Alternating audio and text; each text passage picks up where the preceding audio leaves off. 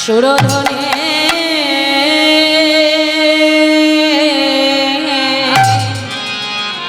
তেরে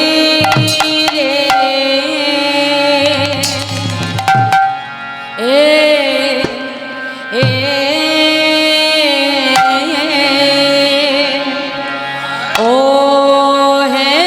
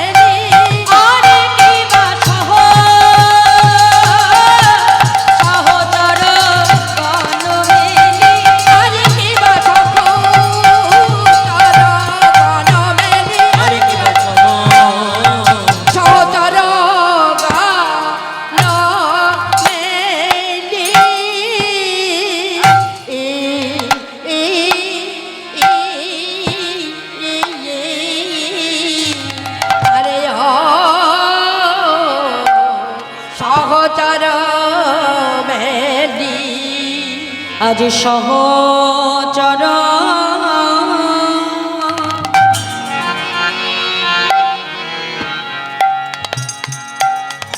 গণ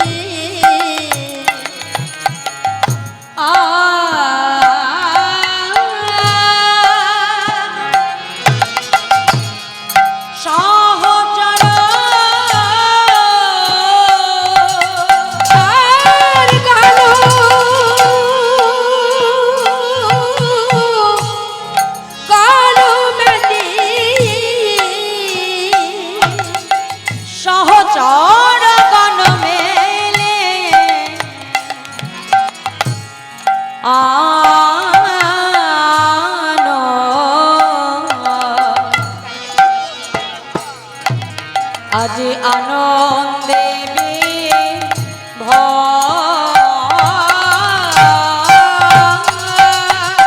আর সাহুচারু গানা মেলি সাহুচারু গানা মেলি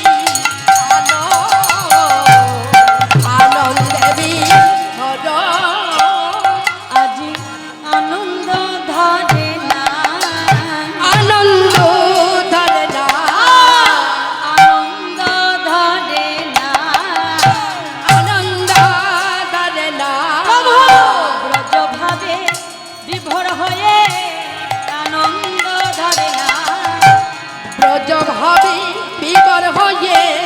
আনন্দ ধরে না রব লীলা স্মরণ করে আনন্দ ধরে না পুরব লীলা স্মরণ করে আনন্দ ধরে না ভাবে নিধি গোড়ার মনে আনন্দ ধরে না আমার ভাবে নিধি গোড়ার মনে ব্রজ লীলা স্মরণ করে ভাব নিধি গৌরব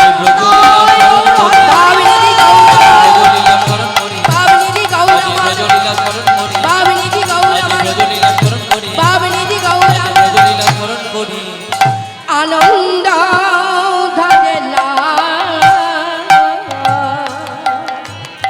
আজ সুরধ্বনির তীরে আমার গৌর কিশোর আমার গৌর কিশোর সহচর গণ মিলে গোড়া আনন্দে বিভোর সহচর সাহুচর গণ মেডি গোড়ায় আমার আনন্দে বিভোর সুরধ্বনির তীরে আজি গৌর কিশোর সহচর গণ মিলে গোড়া আনন্দে বিভোর আজ ভাবনিধি গৌর হরি আমার ভক্তগণকে সঙ্গে লয়ে ভাগ্যবতী সুরধ্বনি গঙ্গার তীরে দাঁড়িয়ে আজ গৌর হরি ব্রজ ভাবে বিভোর হয়েছে সেই বৃন্দাবনের অপ্রাকৃত লীলার কথা গোড়ার মনে পড়েছে আজ গোবিন্দ আমার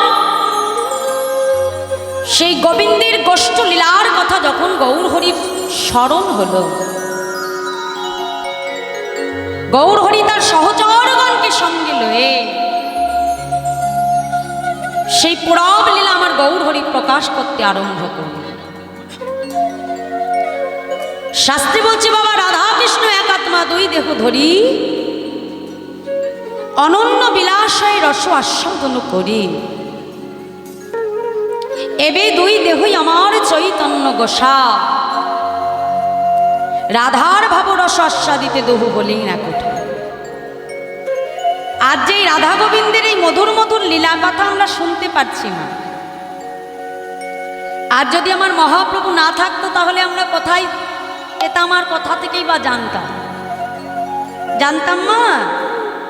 কারণ ভগবান তিনি বৃন্দাবনে লীলা করেছেন কোন যুগে? দাপর যুগে, কি তাই তো?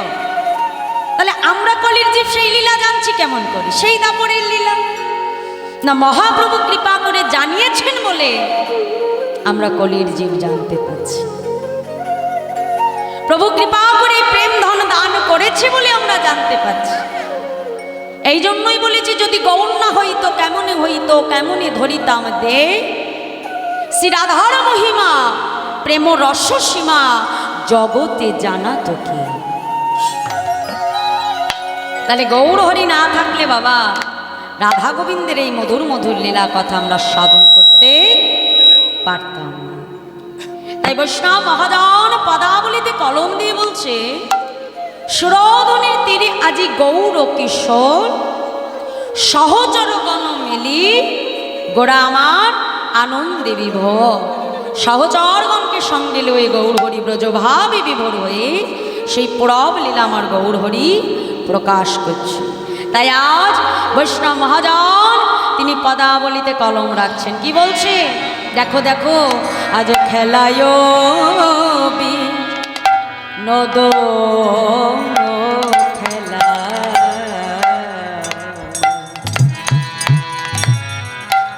আমার গোড়া বড় মালে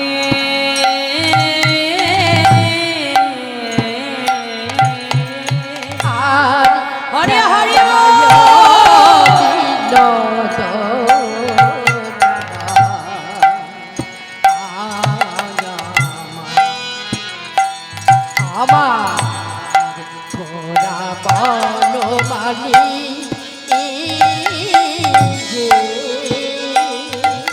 আজ বলি নদে হর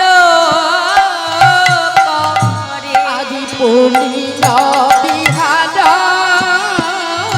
আজি বলি নদে হর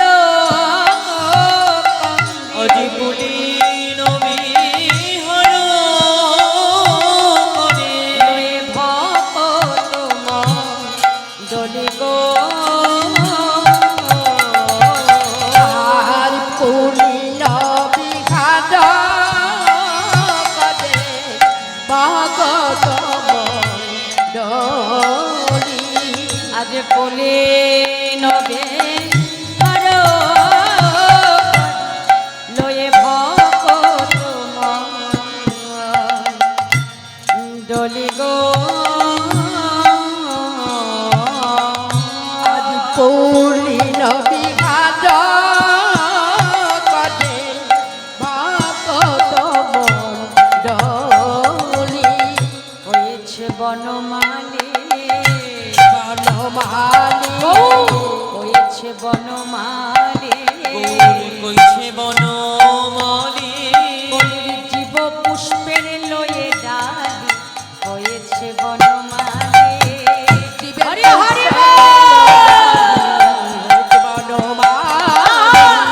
জীবন পুষ্পের লয়ে ডালি হয়েছে বনমালী। জীবন পুষ্পের ডালি হয়েছে বনমালী। বলি জীবন পুষ্পের লয়ে ডালি হয়েছে বনমালী। হরে জীবন পুষ্পের লয়ে ডালি হয়েছে বনমালী ওই গোবিন্দ চরণে দেবে বলে হয়েছে বনমালী। গোবিন্দ চরণে দিবে বলে আর গোবিন্দ চরণে দেবে বলে আর গোবিন্দ চরণে দেবে বলে আর গোবিন্দ চরণে দেবে বলে গৌরী তোমার হলাম বলে চরণে দেবে বলে গৌরী তোমার হলাম বলে হয়েছে জীবন বনমালী।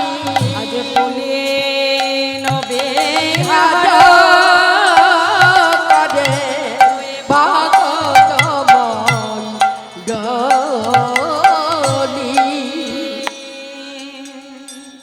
তাই আজ বৈষ্ণব মহাজন বললেন খেলায় বিনোদ খেলা গোড়া বনমালী। পুলিন বিহার করে লয়ে ভগত মঙ্গল। এই জায়গাটা একটু বুঝে নিতে হবে। মহাজন আমার গৌর হরিকে কিসের সঙ্গে তুলনা করলে? বনমালী। তাহলে এই জগতে আমরা মালি কাকে বলি মা? মালি ফুল বিক্রি করে যারা, তাই তো? মানে গাছ থেকে পুষ্প পেরে মালা গেঁথে যারা বাজারে বিক্রয় করে তাদেরকে আমরা মালি বলি। তা আমার গৌর হরি কি নদীয়ার হাটে মাঠে তিনি কি ফুলের মালা বিক্রি করতে, তাই তাকে মালি বলেছে? না। আজকে আমার গৌর হরি বনমালী হয়েছে কেন? এই আমাদের মতো কলির জীবন পুষ্প, আমাদের মতো কলির জীবকে এই হরি নামের সুতায় একত্রিত করে গেথে গোবিন্দ চরণে দেবে বলে আজ গৌর হরি আমার বনমালী হয়ে দাঁড়িয়েছেন। তাই গৌর হরি হরি বল, হরি বল।